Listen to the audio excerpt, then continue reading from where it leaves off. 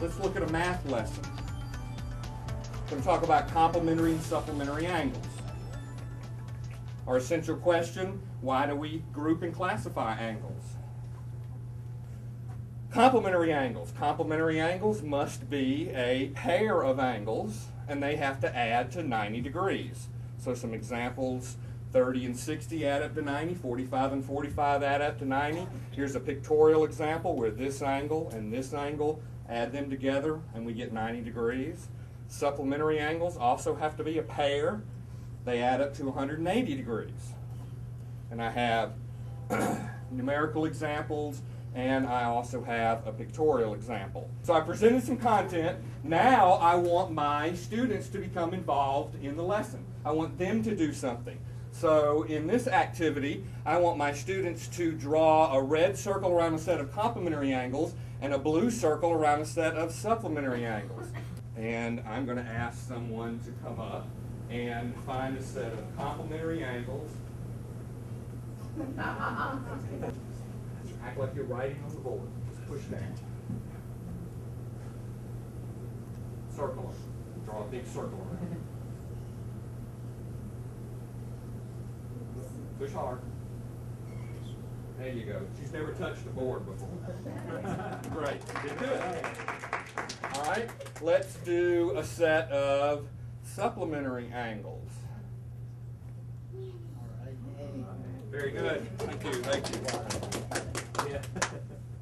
So we can continue this exercise. Now I want my students to measure the angles. So they're going to measure these angles, and once they've measured the angles, they're going to find the write in the angle measurement and then find sets of angles that are complementary. So I need a protractor. Okay, and so my students could come up here one at a time, measure the angles. That's about 45 degrees.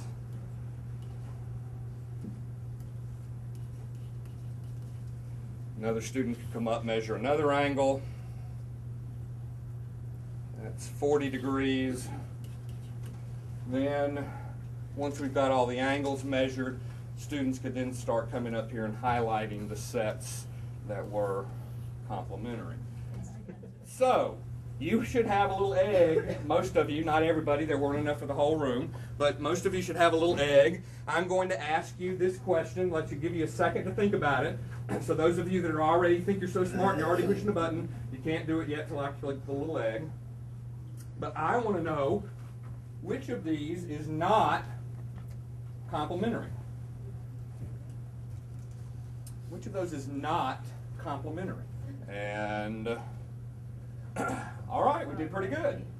We had 17 of you choose B, which is the correct answer, and we had 4 choose C, 3 choose D.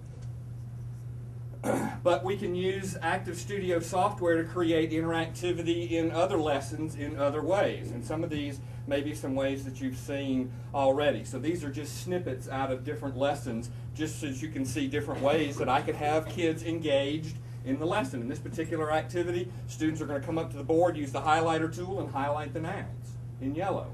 But I could also have them highlight the verbs in green and the adjectives in blue, etc. Here, my students are going to come up and use the ruler tool and measure the segments on the page, or move objects around the screen. So students could come up here and move the capital cities to where they go on the map. Or I could give my students a problem.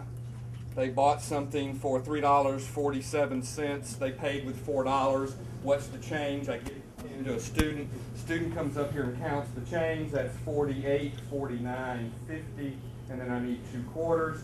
Instead of having to erase all of that, then I can click and the page is reset, ready to go for another problem. I don't waste instructional time. I click and I'm ready to move on.